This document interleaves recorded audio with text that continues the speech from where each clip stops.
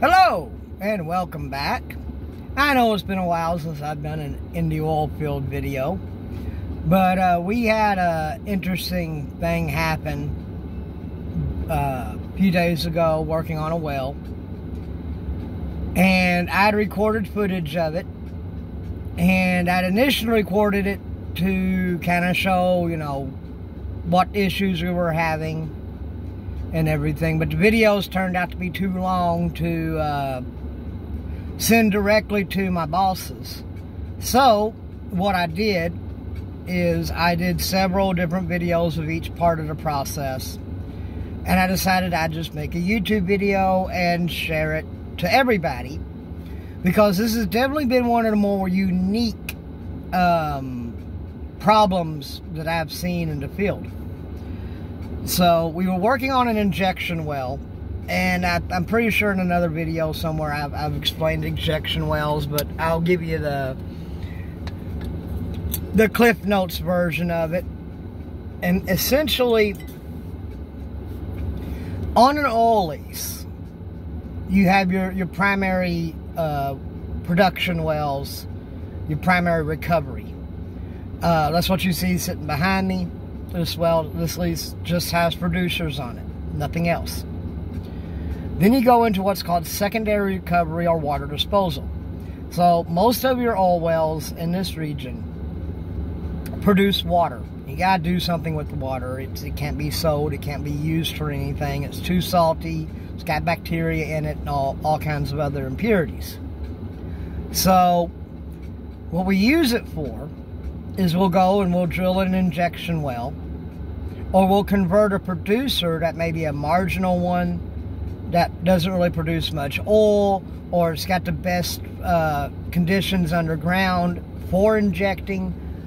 So you convert that, or you go out and you just drill you an injection well to the zone that you want to use, and you dispose of your water into that well. So in a secondary recovery, the idea is that the water goes into the ground under pressure. You're refilling the pressure of the zone that you've taken out. You're building it back up. You're also pushing oil from other areas of the zone, other parts of the field, to your producible wells. And that, in theory, and in most cases, does increase production. The one thing a lot of people forget is you put back in what you take out, and then just a little bit more to give it a push. More times than not, people get greedy and they just suck it in too high pressure, too fast, too much, and it'll end up channeling the wells, and it'll ruin your producers. I know a couple of leases not too far from me where that has happened. And back in the old days, like the 50s, 60s, 70s, there was one producer in this area. That's how he produced everything. He just sucked water into it until there was no more oil to get. And what he probably did is he pushed the oil past the producers, because you couldn't produce it as fast as you were moving it, because you were going too forceful. So there's a delicate balance on injection wells. Now, that is using secondary recovery. There's also water disposal. Water disposal is just simply a well drilled into a zone that can take water, and you just shove it in there to get rid of it so you don't have a hauling bill. And a lot of leases without an injection system, they're not profitable to run, or even can be made to break even hauling the water. So we were working on an injection well, and this injection well is a pretty crucial and important well. It disposes of water for 3 leases. And these 3 leases, they do make a decent amount of oil combined, but they make a whole lot of water. About 200 some odd barrels a day at peak. So you got to do something with it. So this well is where it goes.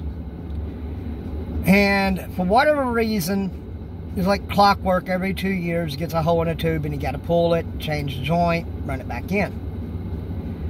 And the last time it was pulled was 5 years ago, 5 or 6 years ago. And then it sold to another company, and that operator, they didn't really operate it the last couple of years. And then I went to do an MIT on it for them, and it failed for the new owners. So, brought a rig in, and basically what we're going to do is we're going to pull the tubing out, and depending on the condition, we're going to run new string in. Let me tell you, that's not cheap. On a 2,100 foot, 2,200 foot well, it's very not cheap for plastic line tubing, which is what you put in an injection well. Either that or seal tight or coated. And each one has its advantages and disadvantages. But we went to go pull the tubing on this well, and it wouldn't move. It was lifting the rig off the ground in the front. Like, that's a problem. We got a dozer on it and everything, and still couldn't move the tubing. So to understand the problem, you kind of have to understand the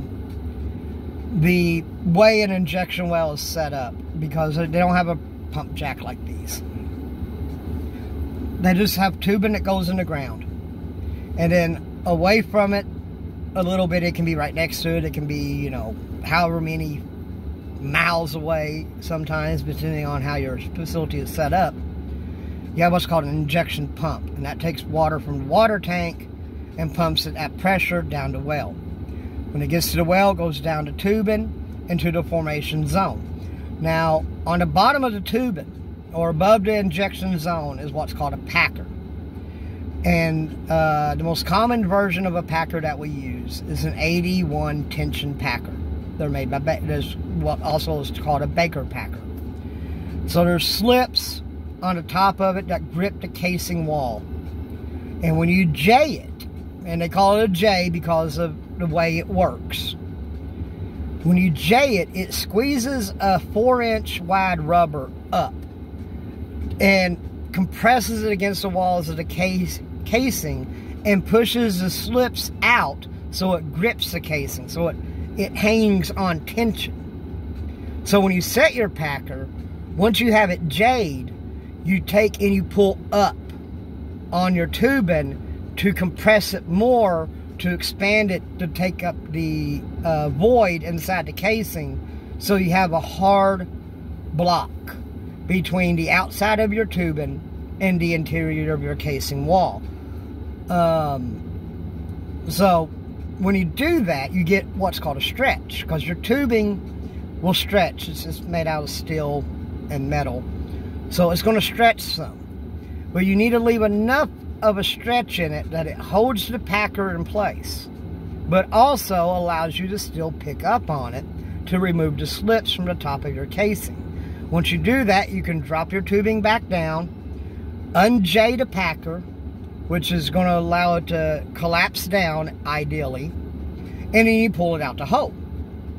Well, what had happened, the last rig that was on this 6 years ago, when they pulled tension, they didn't leave any slack. So they pulled the tension as tight as that rig could pull it, and then set the slips. Well, what this did is it gave you no way to move, no way to pull up on your tubing. So we managed to unscrew, using a dozer and a chain, unscrew the casing head. Now, I do understand how that sounds, because when you're unscrewing something, you're bringing it up. But we'd done this to protect the threads of the casing for what we were afraid we were going to have to do, which was use a torch and cut it off. So another thing that happens on injection wells is that sometimes you can get a little oil that seeps through or whatever. And in this case, it had a hole in the tubing, which means it pumped probably oil skim from the top of the water tank down into the well. Not something you want to happen, but like I said, I hadn't been around this lease for a year and a half, and I couldn't tell you what happened when I wasn't there. So they had a bunch of oil on top of it, so there you have a fire hazard. And when you have, even though it was dead oil, it's easier to deal with sparks than it is with an open flame.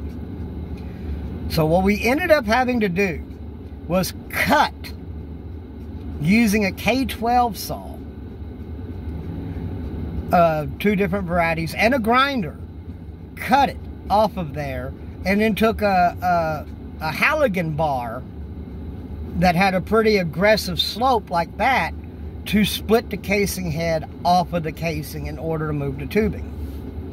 So what you're about to see is you're going to see a process of, you know, using the chain, trying to get the casing head to spin off. The idea was we're going to try to tie the slips up with the rig and spin the casing head back on, and it would hold the slips in place while the head went down. All we need is like a 1/2 inch to 1 inch. That didn't work. You're going to find some janky cuts, other stuff. I do apologize. When I was originally filming this, I wasn't really intending on it being a YouTube video. It was more for documentation purposes, but it was interesting as a problem that me, the rig operator, and several people who've been around the oil field as long or longer than me have not run into before. So I thought it would be an interesting video to have up here for others to enjoy and maybe learn something from. So anyway, this is going to be pretty long. If you want to skip toward the end, this will be to the part where you see the grinder get used, and then a sledgehammer and a Halligan bar tool. But if you want to kind of see the whole process of how we arrived to that point, I'm going to include it all here. Hope you all like it. If you do, like, subscribe, comment. I know I don't upload as much as I should. I've got probably 200 toy reviews to do that I haven't got around to yet. Moving will do that for a person. So anyway, hope you like it, and I'll see you next time. Laters.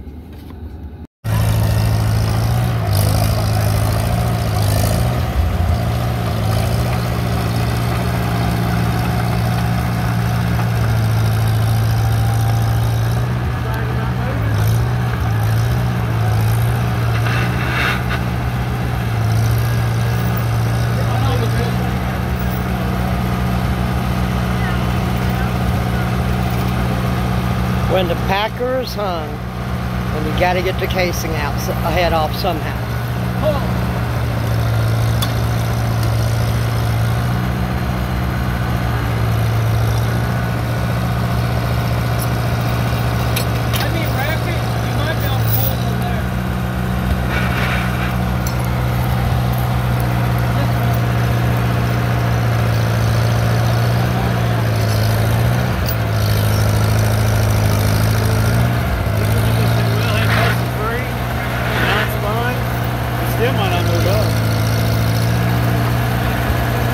I'll take my progress and forget it right now. No, I'm all for it. I'm just saying.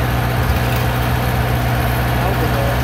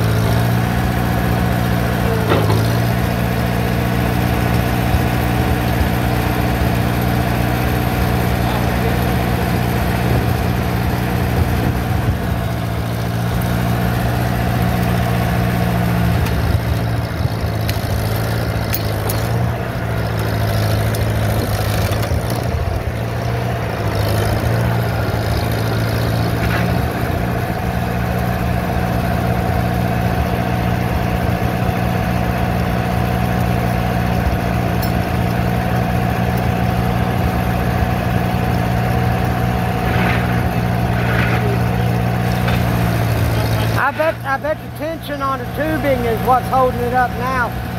It's pulling the slips down as we're bringing the bow up.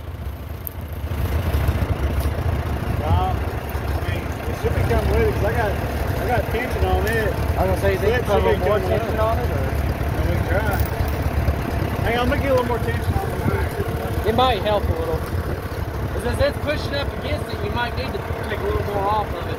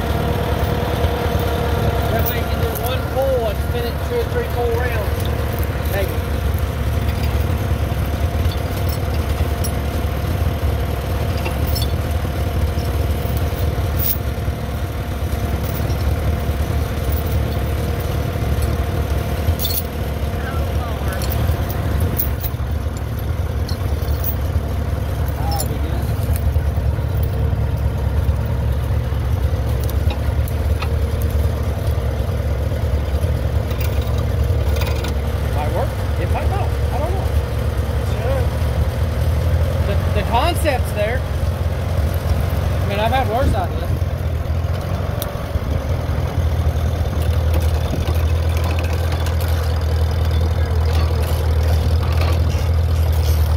What are y'all gonna do without me?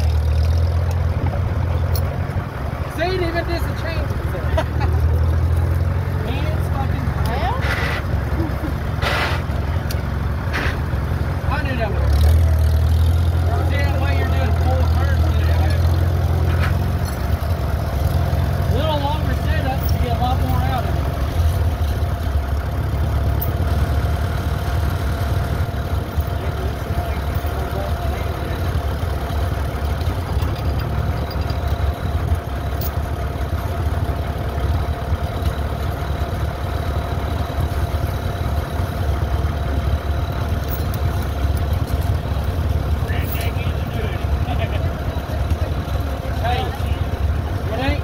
Dumb if it fucking works. That's right. Shit. They don't Lost find it. your hands and they find your hand there, go. That's how we like it. Right?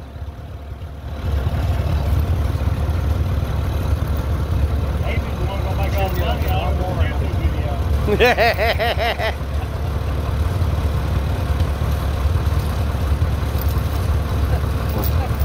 When the state inspector actually has to work.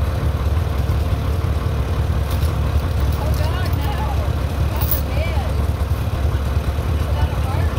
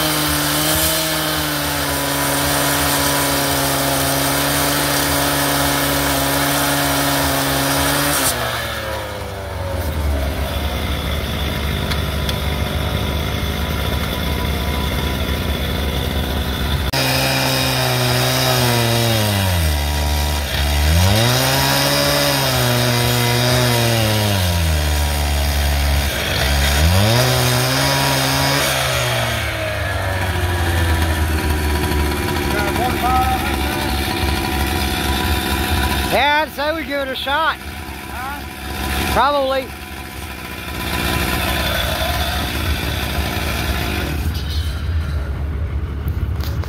that one yours? Or you come from the fire department? Huh? Is that one yours? No, that's mine.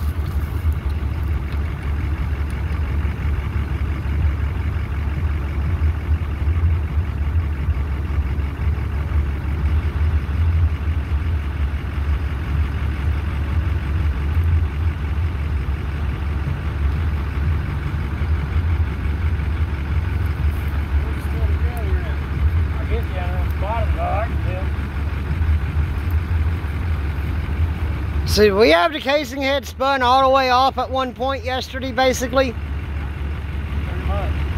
And it's only back on like, what, a thread and a half? Yeah. I mean, it's probably sitting on top there a little bit. Ain't any thread showing underneath it.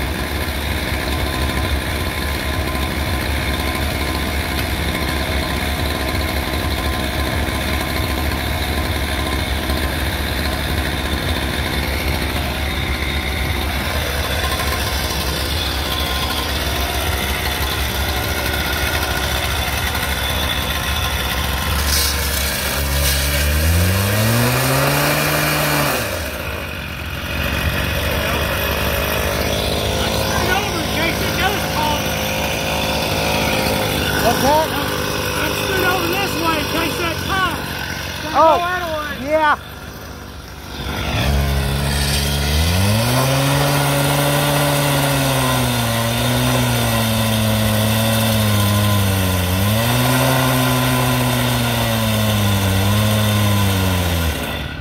Hey, there may be some dirt throwing on this oil right here. Oh, look, dirt on top of that.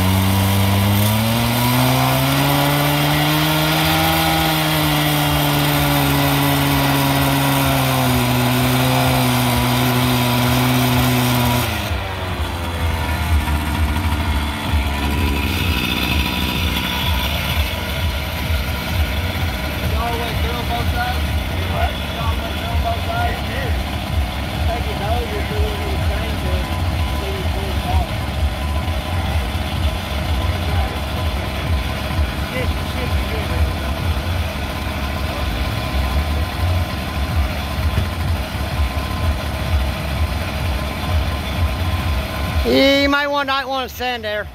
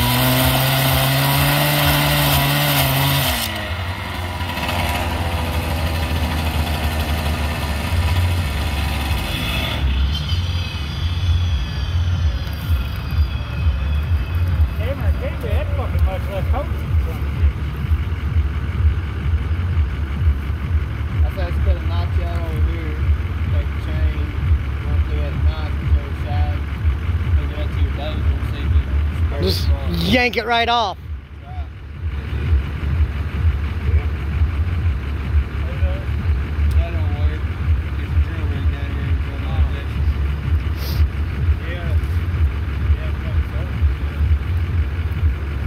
Very much holding that place by the way.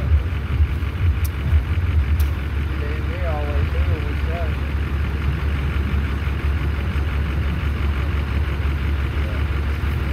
That's why I say go ahead and cut those knots right here.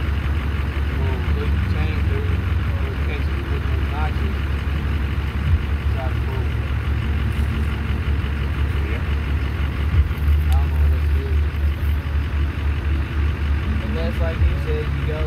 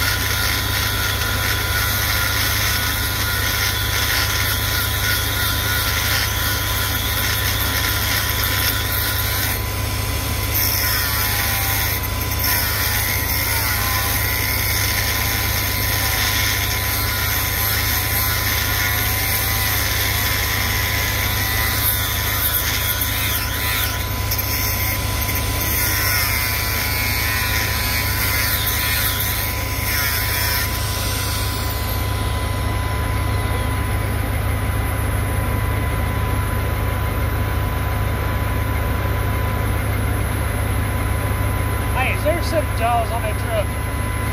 I believe there's jaws on all of them, from what I was told. Get them fucking jaws.